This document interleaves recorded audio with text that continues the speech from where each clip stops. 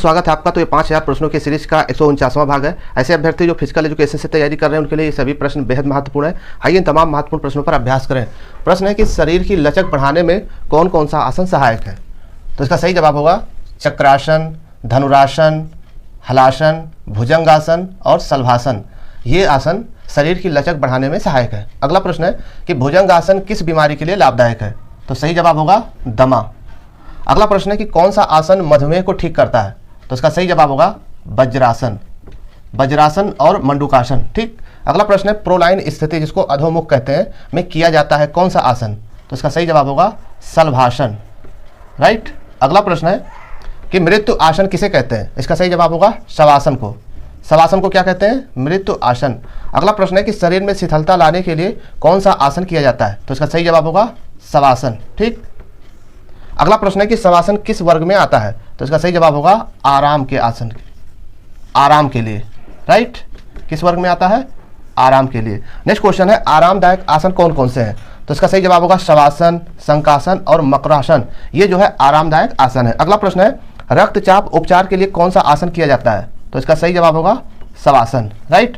अगला प्रश्न है कि शवासन के लाभ क्या क्या है। तो नाड़ी संस्थान को मजबूत करता है, इसके अलावा उच्च रक्तचाप को नियंत्रित करता है, इसके अलावा मानसिक तनाव से छुटकारा दिलाता है। ये है शवासन के लाभ। अगला प्रश्न है हड्डी टूटने पर तुरंत उपचार कौन सा करना चाहिए। तो चोट वाले भाग का हलचल बंद करना चाहिए। अगला प्रश्न है कि क्लोज चोट किसे कहते हैं। तो इसका सही जवाब होगा कंट्यूशन, कंट्यूशन को क्लोज चोट कहते हैं। अगला प्रश्न है कि जांघ के विकास के लिए सबसे अच्छा व्यायाम कौन सा है। तो इसका सही जवाब होगा वजन के साथ आधी बैठक लगाना, वजन के साथ आधी बैठक यानी आधा बैठक लगाना। राइट।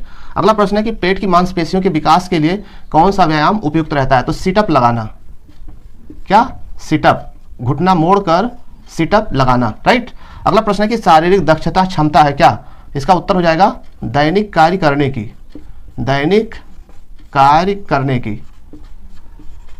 राइट। अगला प्रश्न है कि समाजशास्त्र किसका अध्ययन करता है। तो इसका उत्तर होगा मानव समाज का। किसका अध्ययन करता है? मानव समाज का। अगला प्रश्न है कि किसी एक लक्ष्य पर विभिन्न व्यक्तियों की कोशिश के सामंजस्य के प्रयास को क्या कहते हैं। तो इसका सही जवाब क्या होगा? प्रबंधन। क्या इसका सही जवाब होगा? प्रबंधन यानी मैनेजमेंट। अगला प्रश्न है विशिष्ट व स्पष्ट तरीका जिससे ध्येय को प्राप्त कर सकते हैं उसे क्या कहते हैं? उद्देश्य। क्या कहते हैं? उद्देश्य। अगला प्रश्न है कि अंतर्रहित परिकल्पना को क्या कहते हैं। सही जवाब होगा शून्य परिकल्पना। राइट। अगला प्रश्न है सामाजिक संबंधों के जाल को समाज कहते हैं। ये किसका कथन है। तो इसका सही जवाब होगा मैकाइवर व पेज का। ये महत्वपूर्ण कथन है। राइट। अगला प्रश्न है जीवन और खेलों की सक्षमता का आधार क्या है। तो इसका सही जवाब होगा शारीरिक नियंत्रण और न्यूरोमस्कुलर सामंजस्य।